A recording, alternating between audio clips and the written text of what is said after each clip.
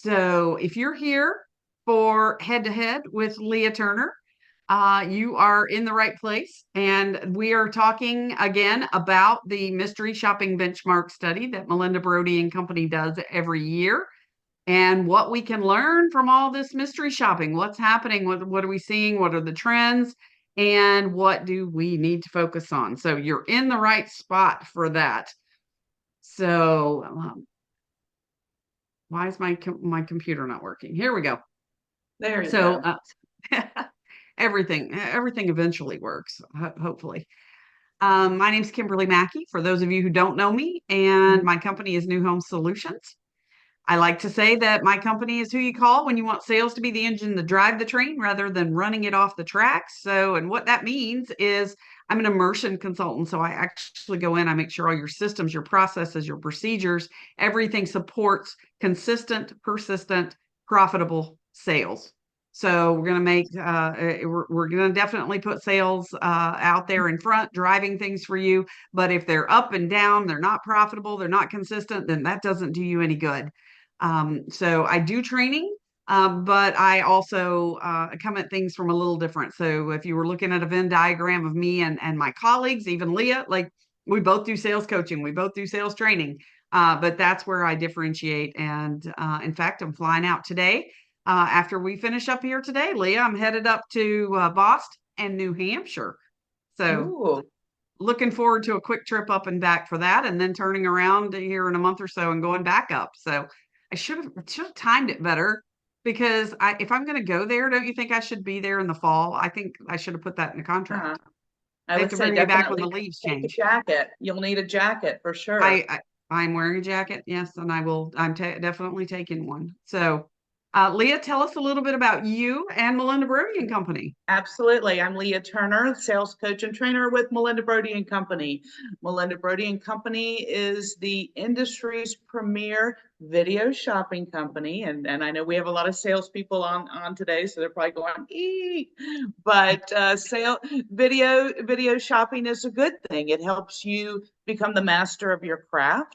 So in addition to the video shopping, we offer sales coaching, sales training, one-on-one coaching, just a plethora. I love using that word, a plethora of different things to help you master your sales presentation. And just to kind of to jump into the benchmark study, this is an annual study that Melinda Brody and Company has been doing for, my goodness, 20 something plus years, where we take all the results of all the video shops that have occurred in the previous year, and we compile this data to come up with national scores in each of the primary categories of the video shop. If you are a client of Melinda Brody's and Company, you will have received your own personal analysis benchmark study that you can compare to the national numbers.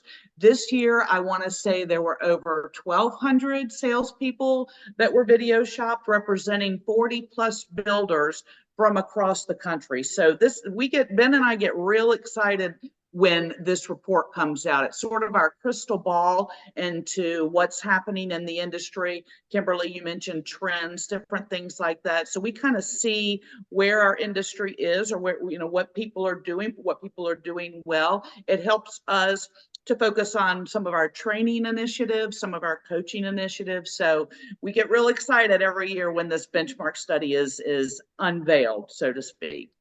There's gold in this report, that's for sure. That So is absolutely right. Absolutely did we right. unveil the results this year? So here we go. Yeah. Drum roll, please. Drum roll, Here we please. And go. got to say something about this year, and all of the years that I've been affiliated with Melinda Brody and Company, which goodness is now going on 15 or 16 years. This is the first time ever, Kimberly, where we have seen a decline in each one of the categories. We're used to seeing it in maybe one or two different categories, but this year it was across the board. So I know we're going to get into each one of the categories and kind of give you an overview. Some of them are not as substantial. For example, meet, greet, and register went from 97% to 94%.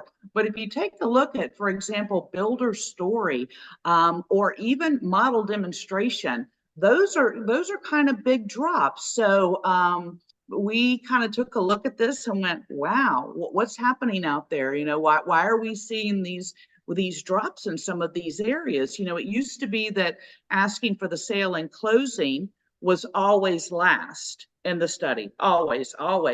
But interesting to note, the builder's story is coming in there pretty strong with only 30%. That means only 30% of everyone who was video shopped in 2023 took the time to talk about their builder, explain their builder, talk about their USP, unique selling proposition. So obviously to us at Melinda Brody and Company, we know that this is something that we're going to really need to focus on in 2024.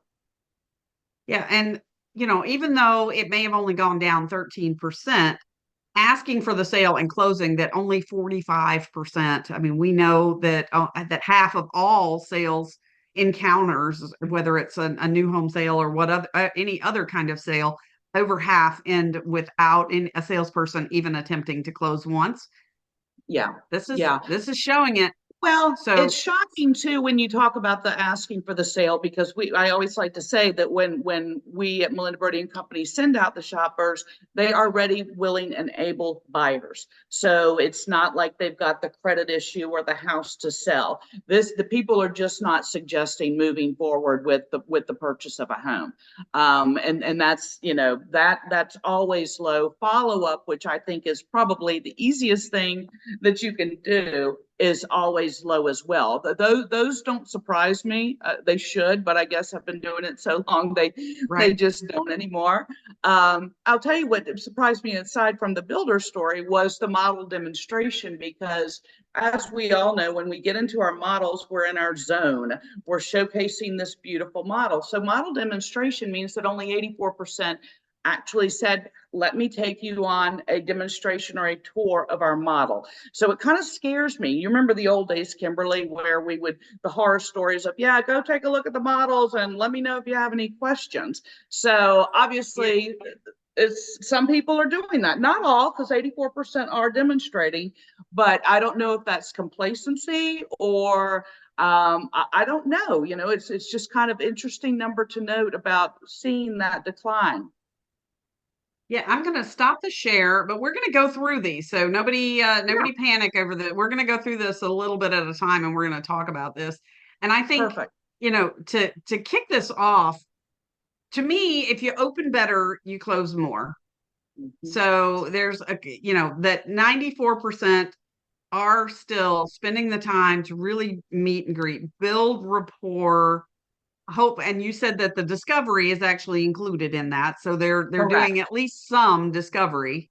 Discovery and But qualifying. Absolutely. yeah. Yes. Yes. So, sales leaders, this is where, to me, we can make a difference. And I will tell you, my personal opinion of why we're seeing these scores decline is because we have gotten to the place where our sales leadership is stuck in the office doing administrivia. Yep. Absolutely. Beyond even what it used to be. So it's always been a challenge because sales leadership are problem solvers. And so the ownership and the management of the company just says, oh, there's a problem, throw it to the sales leader. They'll figure it out. They'll solve it. And so we keep our sales leadership stuck inside the office. And right. Sales leadership, if you are not, and I don't care if you're a VP, if you're a general sales manager, if you're the coach, if you're the train, whatever your job is, if your job is dependent on the team succeeding, I'm going to tell you something that was told to me by the division president of a large corporation that I worked for. Get out and stay out. Coordinate with your sales, with the division. Schedule those meetings like all in one day, the office meetings that you absolutely have to be at, and tell them, if you want more sales, I need to be in the field. I had a mentor that used to tell me, you can't rule the zone if you don't get off the throne. You I can't love rule that. the Yeah. throne if you don't get off the throne. And I think that sales managers, we don't want to be in the office all day. That's not the highest and No. best use of our time. It's just, it slowly starts to build, and I've got this call and that call and this fire. So you're absolutely right. Making it a priority to get off the throne, meaning get out of the office and get into the zone. And again, that goes back to time management, your one-on-ones, your weekly encounters, taking your laptop, and if it's slow, do your work from there. But you've got to get out of the office. That's exactly right. You've got to get out there and do that one-on-one, and do those planned encounters, and do the dreaded role playing, and just watch what's happening. Watch how your salespeople are doing. And again, this goes back to, with video mystery shopping, how we're able to kind of be in your sales offices when you're not there, to be able to see what's going on and identify areas that you may need to work on with your team. But it's virtually impossible to do it if you don't get out into the field. You got to get out. And it should be to the point when I show up at a model center, I would hear, "Oh, I'm so glad you're here." You should be there so often that that's the response that you get, because they will have a list of things that they want to go over with you, and it just connects your team, and they're comfortable. But if you just randomly show up here and there, now they're on edge. They're not comfortable. They're probably not going to be themselves when a buyer walks in, because they know you're listening to them. But if they just get used to you being there, they just do what they do. And then you can see, how do I help this person? How do I help them to take it to the next level? And those opportunities will present themselves to you, but I guarantee they won't present themselves to you from the office. So No, stop going into the office, because it'll suck you in like a right, vortex. right. Once you're there, you're going to stay. Get there in the afternoon. And the other thing too that I think we often forget is the power of the sales meeting. And so many times the sales meeting turns into the checklist, the new forms, that you need to turn this paperwork in, and we're kind of losing sight of the sales meeting. And it's an opportunity for making sure you have an education element, a training element, a sharing element, where the team gets to kind of share and provide feedback, and getting away from it being just a housekeeping check off the to-do. Here's the new design center form. Here's the new policy for this. Here's your flyer for this sale, whatever. But really kind of utilizing that, because that's really the only time during the week where they're all together. Yep. And I have some builders that are like, well, we only do sales meetings now once a month. I am that's not my gig. I encourage once a week, because it allows your team to get together, share ideas, share best practices, incorporate that educational training piece as well. So two opportunities for our sales leaders: taking a look at that sales manager meeting, or that sales meeting, as well as looking at your time in the field, and having an agenda for how you're going to spend that time with your people. Yes, absolutely. So I agree with you. I'm 100% in team once a week. At the very worst, every other week. I get it. You're busy. They take a lot of time to plan. You got to be on your game, but literally that's your job. So I keep hearing from sales leaders, they're like, "I can't get them to do this, and I can't get them to do that, and they won't use the CRM." And I'm like, that's not a them problem. It's a you problem. I'm And the thing, sorry that that's hard to hear, but it's a you problem. You are not managing your team effectively if you keep saying, "I can't get them to do blah, blah, blah." And I think truly our sales leaders, the highest and best use of your time is with your team, nurturing your team, I think I know when I have done those types of roles, that's the most fulfilling to me, is being out there. So Yes, I it don't is. think it's sales managers going, oh, I'd rather look at all these reports than go out in the Of course field. not. It's about balancing and managing time, because once they're out there, that's where the magic happens. That's where you see results, and you see the light bulb go off with the salespeople. So it's just like shifting and managing that time, and doing what is the highest and best use of your time, and that is nurturing and coaching and training your team, for Yes. sure. For One sure. advice that I give, aside from get out and stay out, which, I was told, and this is how long ago that was. You got a BlackBerry. You got a Right. BlackBerry. You got a laptop. Get out. You don't need a fancy office here at the headquarters. The dreaded But BlackBerry. Oh my God, you just took me back to 2001. that's how long ago that was, and it's stuck. It's stuck in here. So, but That's aside funny. from, now I even forgot where I was going. Oh, again, it goes back to we're problem solvers. So anytime there's a problem within the organization, sales leadership tends to be they bring them in, and we want to solve the problem because that's what we do. You've got to ask yourself, what is the ROI of doing this? What is the Mm-hmm. return on investment? And will it get me more sales? If the answer is no, it won't get you more sales, then who else would be the right person that it is the highest and best use of their time to do it? Or Mm-hmm. does it even need to be done? Mm-hmm. So, Yeah. as an outsourced sales manager, oftentimes, I mean, they only get me for so many hours a month. So a lot of stuff I'm managing in like 20 to 25 hours a month, not a week, a month, people.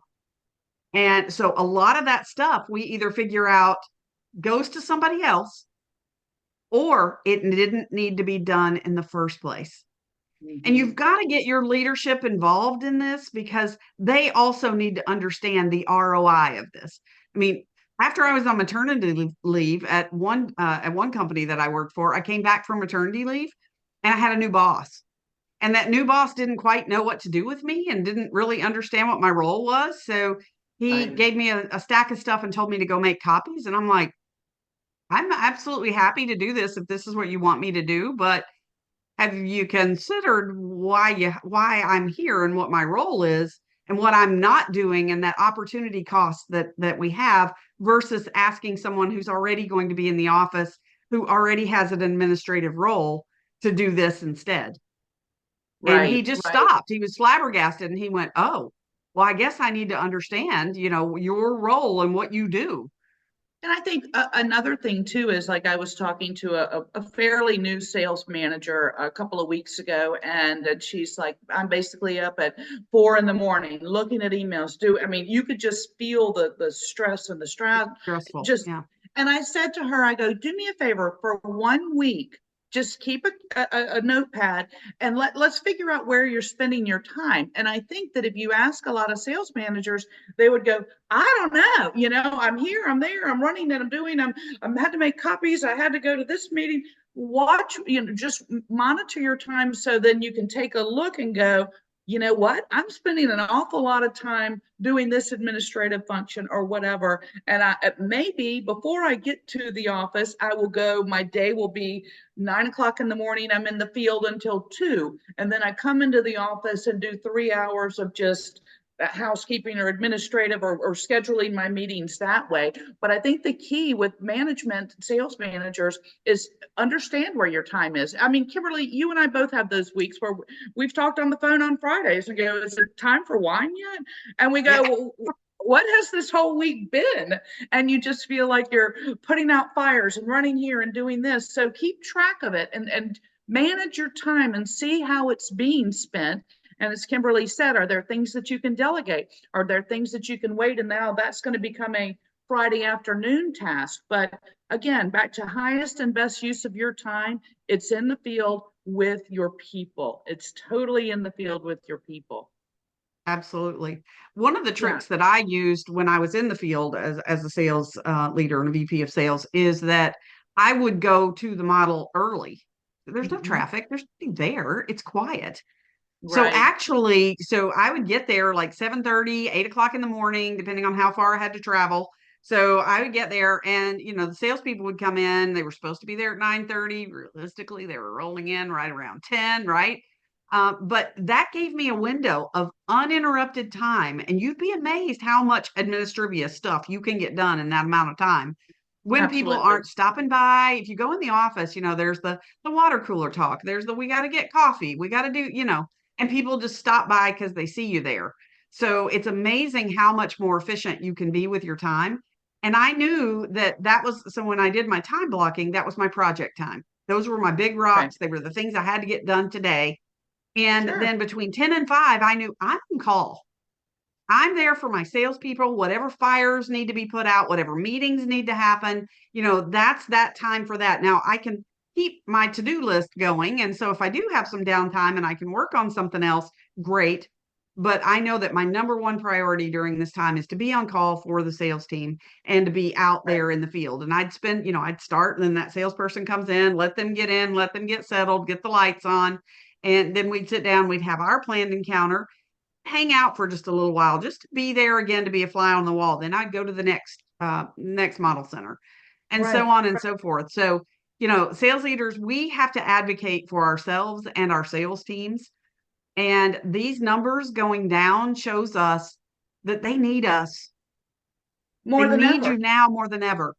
And what I would also, to piggyback on that with the management team, is maybe your takeaway is, as we continue to go through these 6 categories, there are 6 topics right there for your sales meeting. So we're talking about meet, greet, and register. What does that pertain to? And that includes the qualifying and discovery.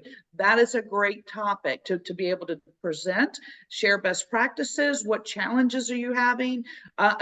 Let's also not forget the importance of having the sales team together and sharing best practices. That is Absolutely. valuable. That is priceless. Here's what I tried. Here's how as we move into the builder story, which is, we're going to talk about that, but how are you introducing the builder story? What's working? Let's share. Let's use this as, if that's 6 months, that's a month and a half worth of, if you have a weekly sales meeting, a month and a half worth of training topics right there, and get input, get the valuable input. One of my favorite things to do with builder story is take a whiteboard, have the sales team in there.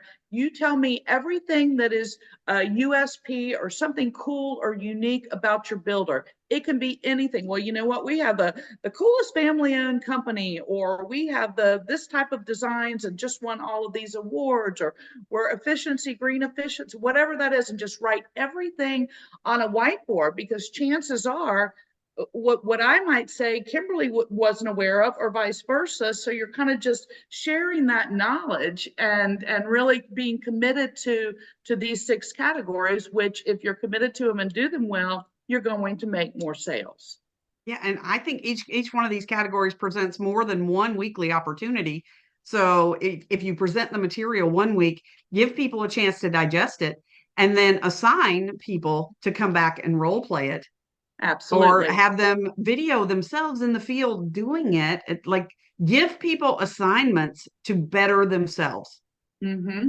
So Exactly. one of the things that I was inspired by Melinda Brody and Company to do at a sales meeting is, we'd been going through our training, and as we progressed through the training, I saw everybody really had a good concept of the material. They went out and they created their own video mystery shopping role play. So they role played a video shop and video shopped themselves as a team. Somebody was a buyer, somebody was, the on site, and they role played themselves. And then we took an entire day. We had popcorn. We made it dark, like it was like a whole theater experience. We had popcorn, we had candy, we had, snacks and stuff. And we watched these mystery shops, and then we went through and we talked about, what did you learn about it?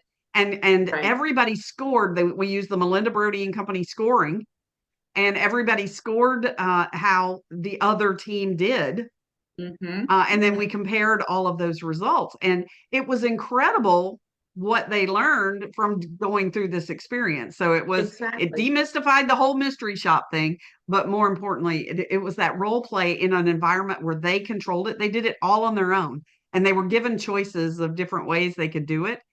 I love They were that. phenomenal. That Best yeah. mystery shopping scores I've gotten and ever. and you know what, that's the stuff that Ben and I love to hear, because we have always, for the 40 years that Melinda has been in business, overcoming that challenge of, oh my goodness, I've been video shop, this is going to be bad. But I love that we're exploring and talking about how to use the shop, use the score sheet, use the video in ways that, at the end of the day, all our primary goal is to help sales teams make more sales, and for salespeople to master their craft. So I love that kind of out of the box way to use that and make it a group activity. The Very team good. loved it. They complained about it. They were like, ah, yeah, yeah, yeah. They always do. And then they absolutely love the experience. So Yeah. Tammy's chiming in. She says, I've done this. It's a great learning experience. Tammy, thanks for the comments. So everybody else, chime in on this chat. Share with us, Yeah. what you're doing and how you're helping your team with these challenges. And before we move on, I know we're getting to the bottom of the hour here, but the meet, greet, and register also includes discovery. And to me, curious salespeople are the best salespeople. But I am spending so much time as I'm coaching salespeople right now, and I'm sure you are too, asking them for follow-up questions to the material that they're giving me. Well, what about this? And did you ask them about that? Well, oh no, I didn't think about that. So it's like we're peeling that onion. I always talk about that proverbial onion, and my Yeah. metaphor for that is let's keep peeling that onion until we get to the good stinky part in the middle that makes us cry. Then we know we've gone deep enough. Mm-hmm. But it seems like we're losing that ability because of being so busy, because of our attention spans, because we're not using our active listening. We're just not curious enough to ask more questions. Or maybe it's that we're afraid we're being too pushy. I don't know. But I'm seeing us only go this far and not really getting to the meat of the matter to help the buyer. Are you seeing that I, too? yes, and I agree with you. And I think there is a fear because you always get people going, oh, I can't ask that. I don't even know them. I just met them.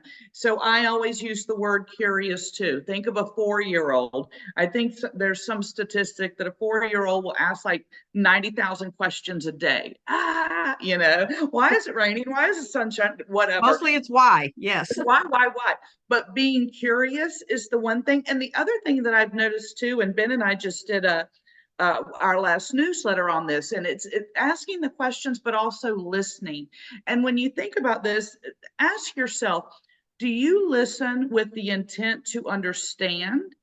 Or are you listening with the intent to respond? And I think a lot of times in sales, we're listening for keywords to be able to go, well, the egret model would be perfect for you. I mean, we're listening for cues that will help us respond versus being entirely in the moment and listening to better understand. And I read a quote this morning by Byron Katie who said, we don't really hear what people say, we imagine what they mean, right? So we Oh, have, isn't yes. that a good one? So we kind of have a predetermined, well, I need to find out what type of home, so I'm going to ask them this.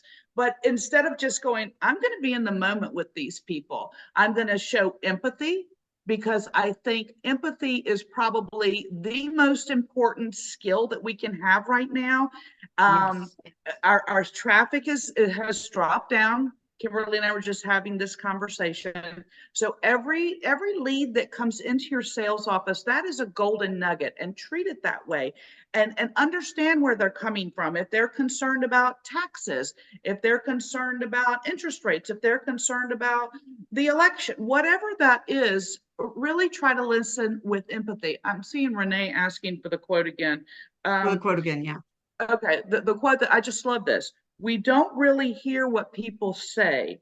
We imagine what we think that they mean. So what I'm saying is when you're curious, you have no pre-formed judgments on what somebody is saying. You're totally in the moment. So being curious and being empathetic to their responses. You're welcome, Renee. How cute.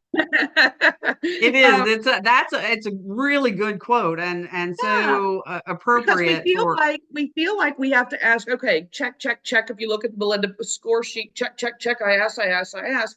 Well, that's great, but did you listen? Did you take that information and did you utilize that information, or did you just spit out, I heard they want 3 bedrooms and our egret 3 has 3 bedrooms? And that brings me to another thing I want to make sure that we talk about. And Ben is on the line. So we had a conversation with a client not that long ago. We were talking about putting together some training for them and a rather large sales team. And he had mentioned to us that he had a salesperson who had scored like a 99 on the shop. However, right, we're all like, yay. But in the real Yeah. world, this person was in the bottom quartile in terms of being a producer. So he and we all had a long conversation about it. So I want to make this point because I think it's very important. Being successful in new home sales is both a science and an art. It Okay. The, absolutely is. the video shop is a barometer or something for you to measure the science. Did they use the name? Did they do this? Yes, yes, yes, yes, yes. That's the science. Now, this goes back to coaching and the sales managers being in the field. And our jobs, fortunately for us, Kimberly, our job then is to come in and help them to really define and master the art, the way Yes. you deliver, the way you ask questions. I share this story quite often that this is many, many years ago, but there was a shop and the shopper had scored a perfect 100. And I remember calling Melinda going, oh my goodness, I cannot wait to watch the shop 100. Can you believe it? So we're like, doing the Zoom, watching it together. And after about 15 minutes, I was like, I'd rather watch paint peel off a wall. It would just, he had all the science down, but hadn't mastered the art. So when you look at video shopping, this is for your sales leaders, an opportunity to see, to get a snapshot, like getting your blood pressure, taking a check at what's happening in your sales office. But it still allows you, okay, they know everything, but I need to help them with their delivery, how do they build rapport, how are they working with the clients. So always think about that, science and art. And the Yes. video shop is a snapshot of the science, and then the art is your coaches, your role playing, your management team, etc., to master the art. And once you master both of those, there's no stopping you. That's when the magic happens.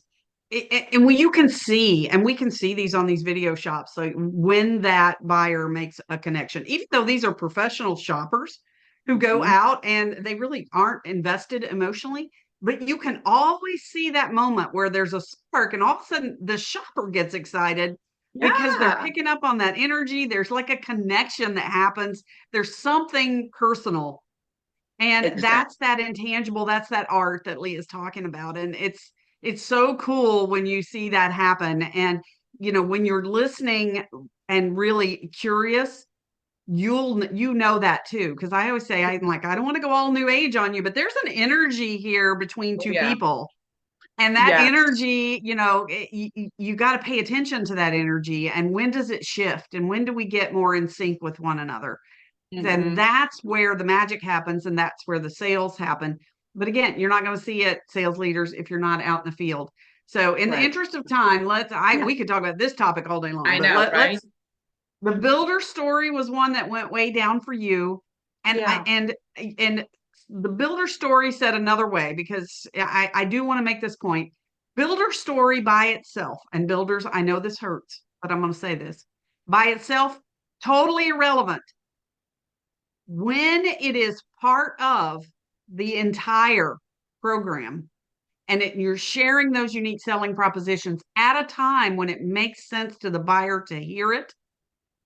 Then it is very powerful, because we all know, we've talked about this for years, people buy with emotion, they justify with logic.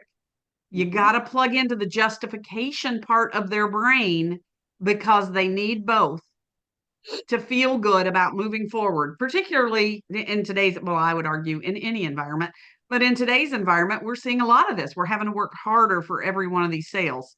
We We got to are. touch the emotion and the logic side. Absolutely. And your builder story is your brand. And so you need to stand out and, in my opinion, make it memorable. And if your company is known for, let's say, energy efficiency, and you're talking to me being Leah, and you're talking to me for 3 hours about energy efficiency, I am running out the door because I don't care. I just want my AC to work. I want my heat to work, blah, blah, blah. So you've really got to take your builder story and make it align with what's important to your prospects in a builder.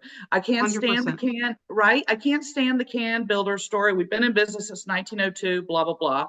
And I also can't stand a push builder story. You want to see how this energy efficiency works? No, I don't.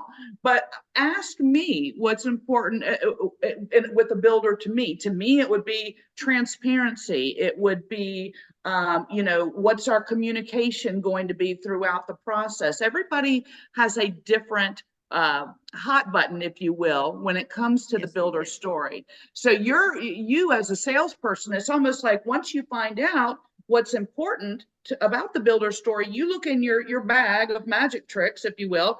Okay, well, now I can speak to this, because that is in alignment with what's important to her. So you really have to think of it. And Kimberly and I had a pre-conversation last night about being brand ambassadors, and about, chances are that you represent the builder. They're not going to go out to dinner with, DR Horton or the president or the CEO of your company. You, Kimberly Mackey, are the builder. So that's a lot of responsibility. But you, as a brand ambassador to your builder, you need to be able to verbalize and make sure that it's something that the prospect is interested in when it comes to builder story. Because as we've said before, when they get home and they've gone to 19 different builders, how are they going to remember you? How are they going to remember you as the builder? Make it memorable, make it personal, make it relevant. Those are the late great Bill. This is a perfect opportunity for a Bill Herring story. So the late great Bill Herring was the first sales coach I ever worked with. He was the first person who ever mystery shopped me, and the first sales training program that I went to when I first got into this industry. And we had just had training on the on cue system. Now, remember, I'm 100 years old, so this is a long time ago. But we had this on cue system, right? That was the wave of the future and the connectivity of the future. And, we were going to have all this Cat 5e wiring, and nothing was going to be looped, and everything was direct back to the box, and, lag and blah, blah, blah, blah, blah, blah, blah, blah. So Bill says to me in the training, he says, Kimberly, tell me the coolest thing about your product right now. And I just go little, and tell him all about the on cue and how great it was, and it was fantastic, and da da da da da. And he crosses his arms and he leaned back and he went, "So what?" Being the dodo that I am, a little blonde, okay. So I say, "But Bill, you don't understand. It does da da da da da, and for the future and for reason." And I just keep on like blah blah blah, right? And he leaned back again and he goes, "So what?" And then it hit me. Right.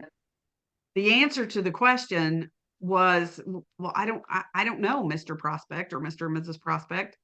Tell me what's important to you in a home, and I'll be happy to show you what our homes can do to fulfill that. Absolutely. We get Absolutely. so caught up in our scripts and the stuff in our head, and we're not listening, and then we're not No, applying things in a personal way.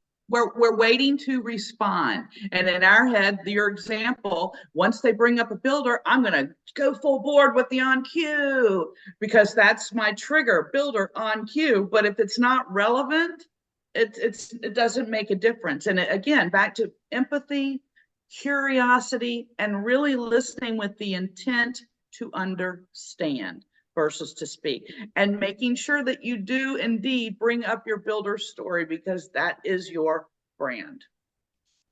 Yes. And again, in a way, at a time that is relevant. I worked for a builder who was very insistent that we had our 25 questions, which were really 50 questions. So those of you who've been there know exactly what I'm talking about. But we had to do them in exactly the right order.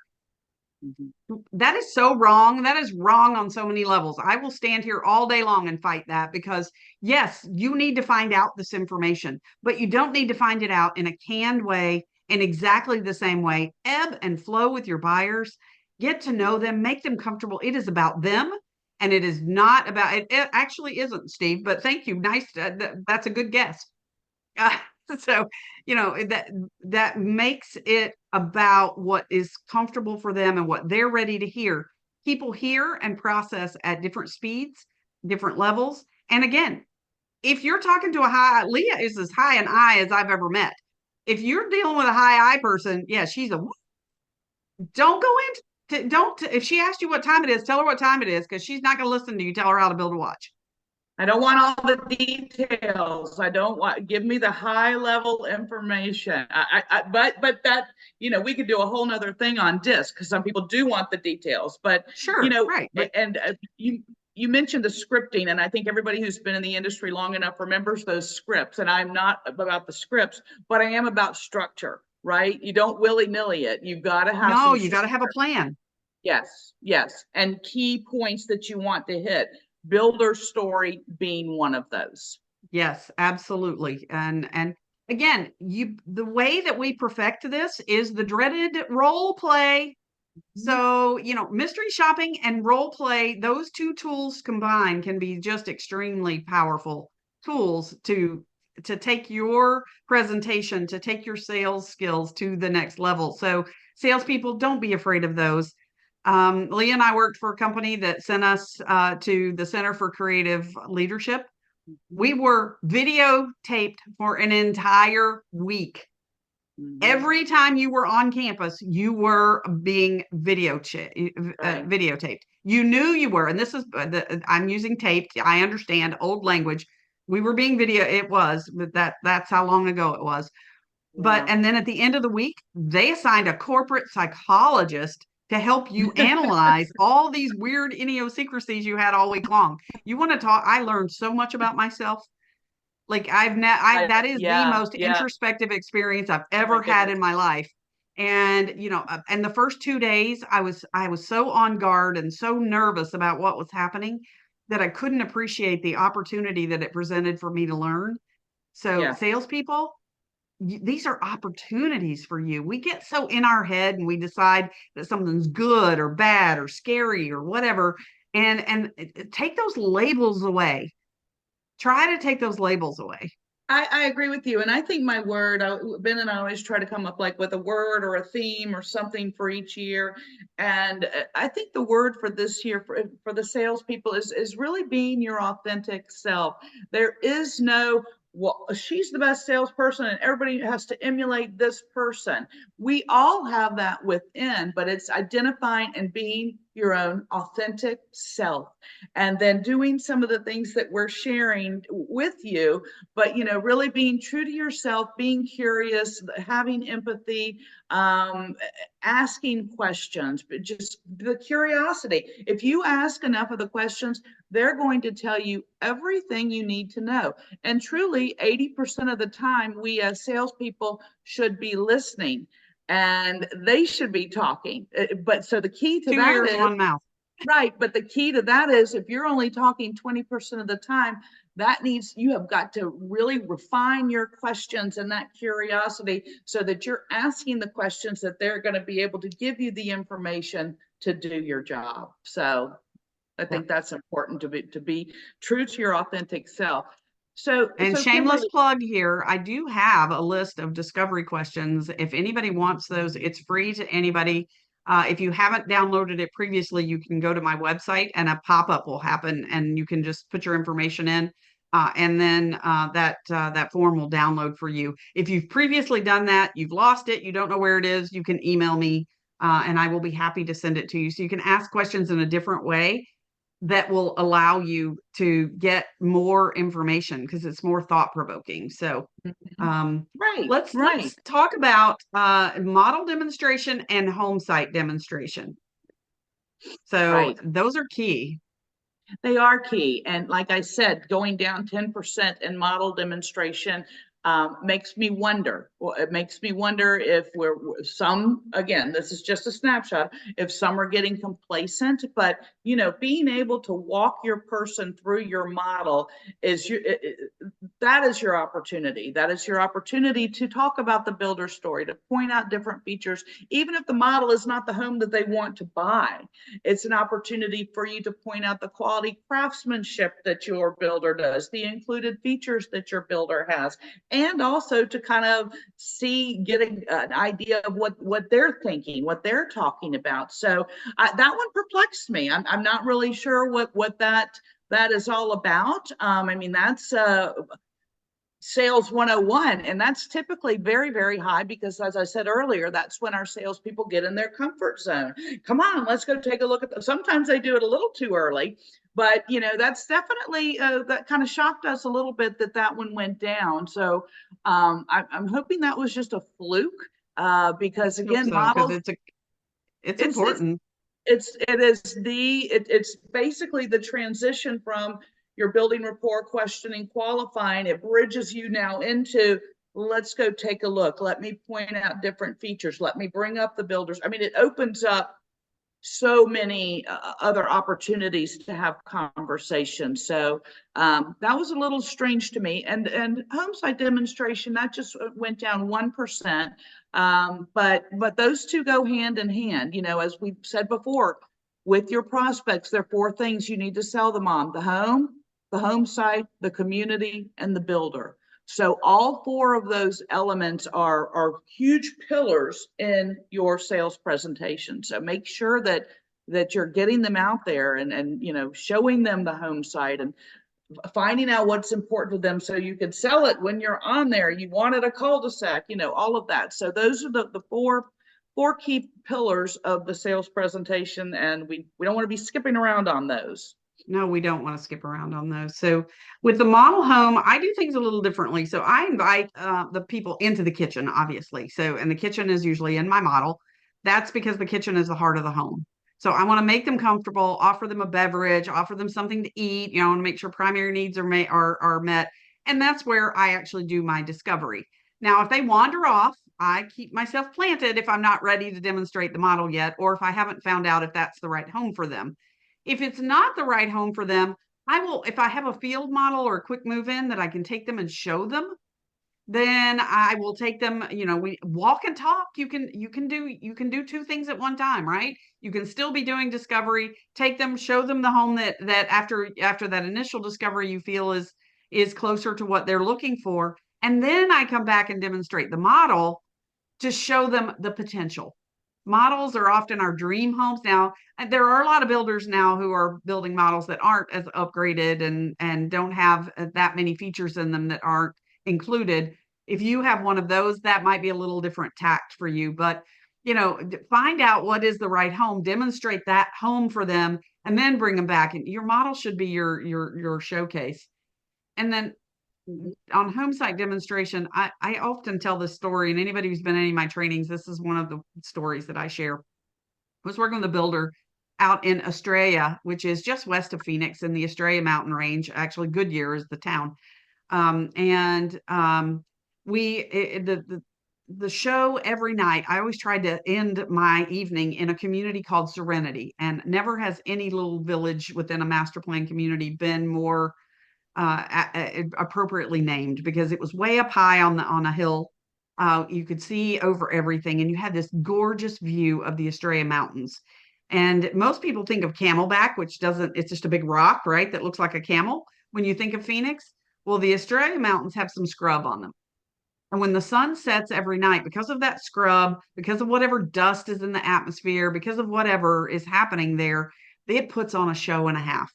So my salesperson had been working with a lady. She was retired military, and she wanted to come and move her whole family there. And they were all going to live in different villages within this primary, but she wanted to live in Serenity. She wanted a two-story home. We had one home site we could accommodate this for. Loved the home, loved the community. I was super excited to find out I was going to be there, because this woman's story was just incredible about her family and everywhere they'd been and how they were all coming back from the military. And, I just thought it was odd that I knew she was older and wanted this two-story home, when in Phoenix, that's very unusual to have a two-story home. Everybody wants a one-story, but her whole reasoning was she wanted to be the gathering place where all the grandkids and the great grandkids could come. So we go out on this home site, and it's getting about 5:30 in the evening. I had to help her over the silt fence, and we go out and we sited the home with the cones on the home site, and we stood where her patio was going to be. And I don't remember anybody ever saying anything. We all just stopped talking because the mountains started doing their show in the evening. And everybody stopped, and this lady's holding onto my arm, and she's trying to balance herself and steady herself. She had a cane, and she grabs my arm tighter, and I look up, and tears are just streaming down her face. And I look at her, and of course, immediately I start crying. I still get goosebumps every time I tell this story because it was just one of those really impactful moments in your career. And she said, "This is it."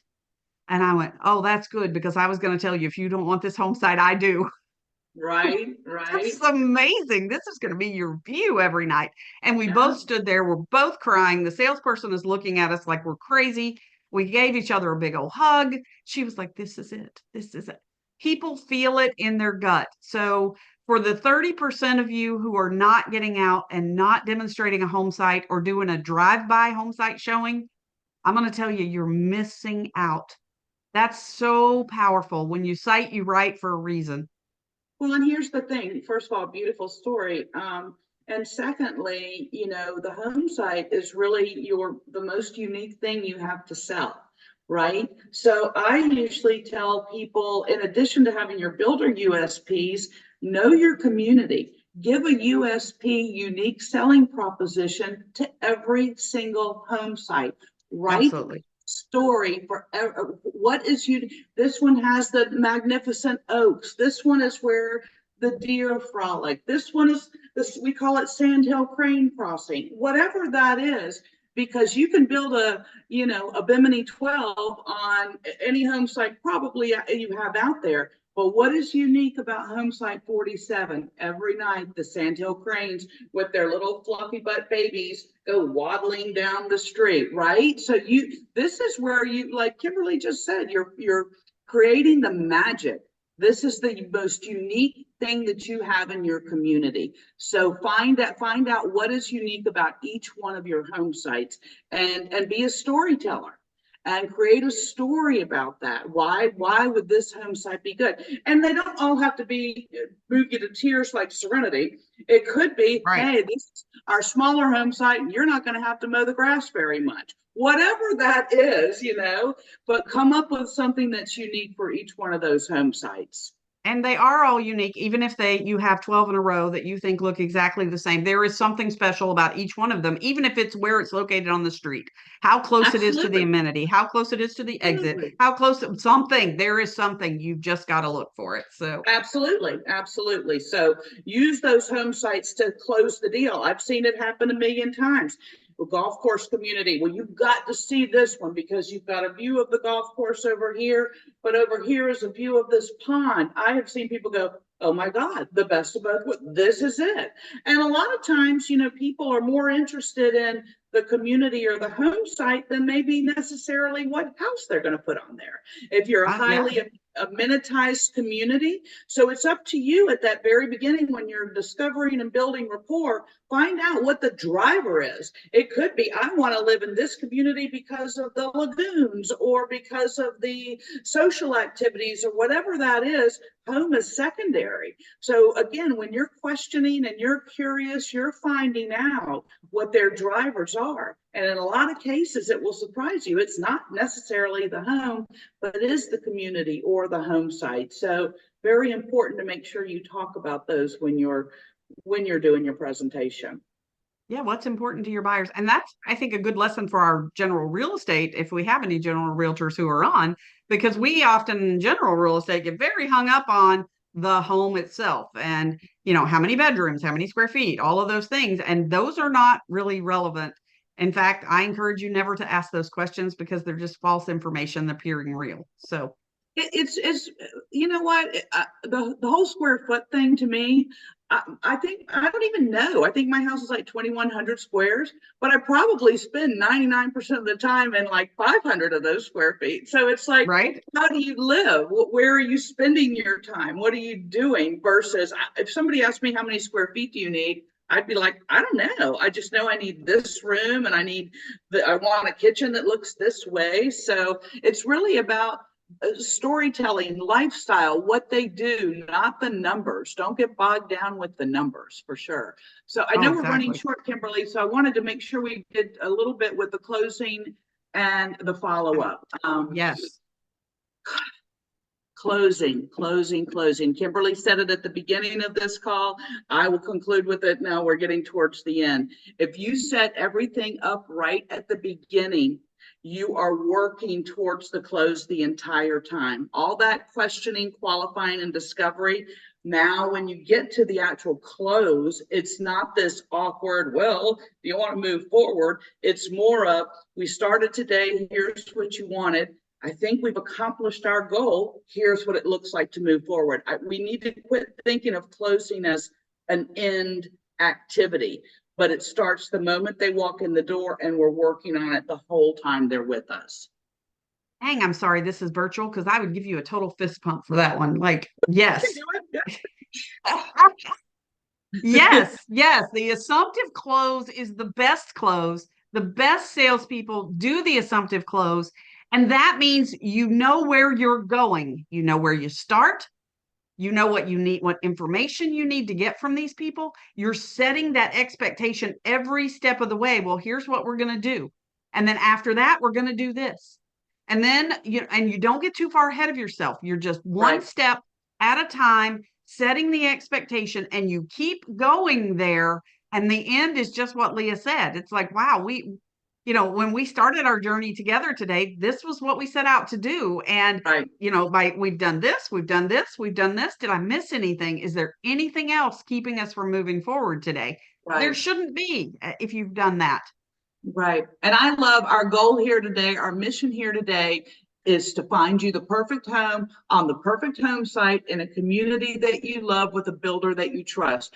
Now, I'm going to ask you some questions, and that's when you qualify, discover. Then when you come towards the end, mission accomplished. I think then it's such a natural a transgression to that point. So that's key. And follow up. Here's my words on that. Do it. I don't have any words of wisdom except for just do it, because if you're not doing it, other people are doing it. Follow up and follow up more than once. What is the number, like 9 times or something? Just continue to follow up with them. This is a big decision. It may take more than one follow up for them to make that decision. What are your parting words on follow up, Kimberly? So I'm going to say follow up. Be curious. All the things that we've talked about today, be curious in your follow-up, have a follow-up question, and be creative with your follow-up. If you're not using follow-up videos like Bomb or just a personal sell message, I don't care. It doesn't even have to be formal. Hold their name up in it so you're making that connection with them. If you're not following up in personal ways, hey, I know when we were together, we talked about da da da. I just wanted to let you know I did a little research on that, and here's what I found out. Give me a shout back so we can set up some time to go over this. Have a purpose. And then if you're not closing for the sale, people, close for the appointment. Yep. Yeah. The sooner you have that appointment with them, the faster you're moving them through the process and the more engaged you have them with this process. Close for the sale or the appointment. But be curious and be creative. Stop calling people, well, I just wanted to follow up and see what you think. Well, I just wanted to follow up and see what you think. You can't do that all day long, and no wonder you don't want to follow up with people. You're boring yourself. If you're boring yourself, you're doing it wrong. Don't bore people. Don't bore people, especially yourself. Quit being boring. Do some fun follow-up. Get those videos out there. Back to being your authentic self. Have fun with it. I mean, you gotta have fun with it too. But definitely follow up, because if you don't, you're throwing, as we said earlier, the traffic is down. Everybody that comes into your office is a golden nugget potential prospect lead. Treat them that way. Get out of your own head. Don't make assumptions. Be authentic and enjoy it. Make it fun. You're making people's dreams come true. So I commend all of our sales leaders and salespeople for being on today. It's always my pleasure to spend an hour with my Kimbers. A lot of fun. And we've thrown a lot out there. Obviously, if you need more, you need a refresher. And sales leaders, share this information with your sales teams. So let's get them excited. Let's re-energize them. I mean, sometimes you say it till you're blue in the face, and they just need to hear it from somebody else. So here's a free resource right here for you. Absolutely. Thank you. And thank you, Ben, for doing the benchmark study. And thank you, everybody. Thanks for everybody being on the chat and for joining us today. Have a great rest of your week.